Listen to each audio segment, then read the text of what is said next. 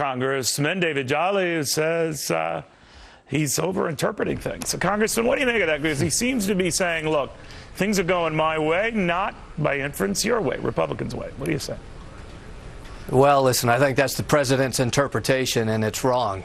The president should not feel liberated. He had a resounding defeat, and his policies had a resounding defeat in November at the ballot box. The American people chose a different direction, and yet the president is choosing to double down on his go-it-alone strategy, and I think it's wrong. He's buoyed by, I guess, these polls, Congressman, that show a slight pickup in job approval, even though they're still pretty lousy overall numbers, Sure. but that the trend will be his friend. What do you say? Well, listen, that's a president governing by polls, and it's easy to go up when your disapproval has been so low. But listen, we have seen from immigration to climate change to Guantanamo this go-it-alone strategy, and it's becoming scary. Look at his comment that came out of that interview about Tehran. The notion that he one day might be open to an embassy in Tehran. That goes against everything Congress has done and the American people have suggested, and yet the president has what he believes is the presidency he always wanted. He never again faces re-election, and he's choosing to go it alone, and it's an affront, a very audacious affront to the American people. We should be offended by it. Well, he's liberated by it, but he also mentioned the fact that if Republicans want to mess with him, bring it on. I'll veto anything that I don't like that they throw at me. What do you say? Sure. Well, listen, I think the president has been intellectually dishonest about his veto pen, and all we have to do is look at immigration.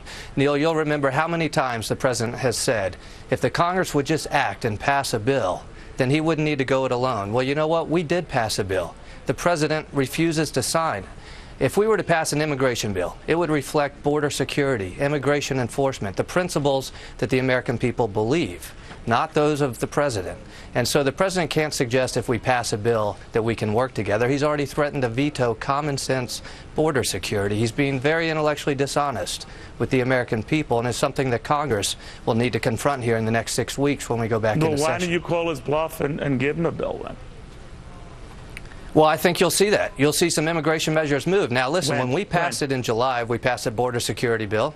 July 31st, we passed a border security bill. No, Harry I Reid know killed that it. in the House, it kind of stalled and all that, but what would you do now? Sure. And how soon would you do it? I think we have an opportunity in the first 6 weeks. We're in session the first 6 weeks of the year to pass legislation like that of Ted Yoho.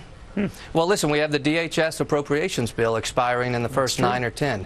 The speaker has made a pledge within our conference to bring up a measure defunding the president's executive action sometime before the end of the DHS budget, which expires in February. We now have a Senate that can approve the same bill. We'll put it on the president's desk. Okay. We'll let him test that veto pen, and the American people can then judge. Fair enough. Congressman, very good seeing you. Happy New Year. Good seeing you as well. Happy New Year, Neil. All right, pollster Frank Lund says